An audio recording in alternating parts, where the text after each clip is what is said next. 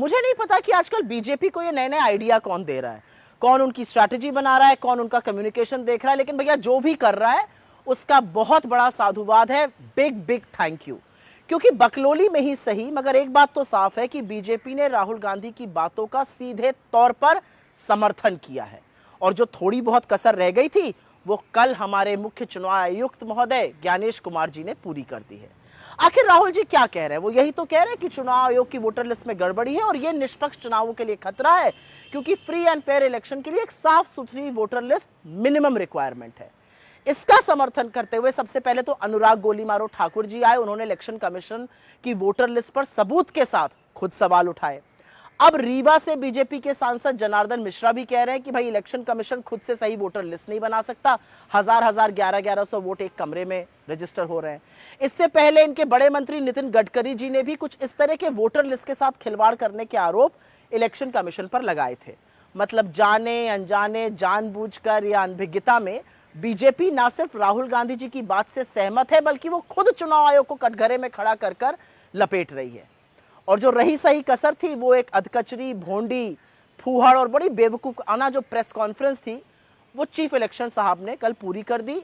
उन्होंने ऐसी ऐसी बातें कही कि समझ में नहीं आया वो ये क्यों बोल रहे थे। उनके दुश्मन ही शायद उनको ये राय दिए होंगे कि वो प्रेस कॉन्फ्रेंस करें, वरना जिस तरह से उसके बाद उनकी कलई खुली वो शायद चुप ही बेहतर थे, इज्जत बची रहती।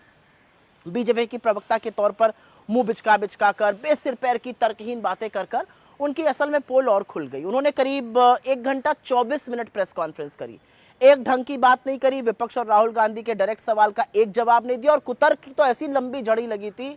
महिलाओं की प्रिवेसी से लेकर चुनाव आयोग से सवाल पूछना संविधान का अपमान है, ये सुनकर एक 4 साल के बच्चा भी अपना सिर पीट ले, लेकिन मुख्य चुनाव आयुक्त ऐसी बातें कर रहे थे। ऐसी स्थिति में सवाल जरूर उठता है कि बीजेपी की स्ट्रैटेजी बना कौन रहा है? बीजेपी के भोंडे प्रवक्ता के तौर पर ज्ञानेश कुमार जी और अधिकृत प्रवक्ता के तौर पर अनुराग गोलीमारो ठाकुर जैसे लोग अपने पैरों पर कुल्हाड़ी क्यों मार रहे हैं? लेकिन एक बात है, इससे असलियत और सच और तीव्रता और तेजी से बाहर आ गया है। मोदी जी और बेइज्जत और बेनकाब हो गए हैं। वोट चोरी की चर्चा अब घर घर में हो रही है। ये लोग आए तो राहुल गांधी जी का जवाब देने थे, लेकिन इन लोगों ने सरकार और इलेक्शन कमीशन की जो वोट चोरी की मिलीभगत है उसका कच्चा चिट्ठा खोलकर रख दिया है। वो कहते हैं ना, विनाश काले विपरीत बुद्धि, कुछ ऐसा ही हाल बुरी तरह से घिर चुकी बीजेपी का भी है। लेकिन जाते जाते 2 शब्द हमारे चरण चुंबकों के लिए भी। क्या लाइफ है इनकी?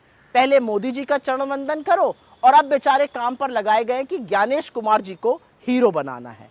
लेकिन इस सब में ये जानते हैं कि इलेक्शन कमीशन तथ्यहीन कुतर्क दे रहा था। इन बेचारों के लिए थोड़ा से संवेदना तो रखिए। इन चरण चुंबकों की क्या जिंदगी है? कभी ज्ञानेश कुमार जी को हीरो बनाना है, कभी फलाने को हीरो बनाना है, जबकि ये जानते हैं, ये गोदी गिद्ध जानते हैं कि जो राहुल गांधी जी ने आरोप लगाए हैं, जो सबूत उन्होंने दिए हैं, वो फूल प्रूफ है। और इलेक्शन कमीशन सिर्फ इधर उधर की बात करके हमारे लोकतंत्र में वोट चोरी का पुरजोर काम कर रहा है।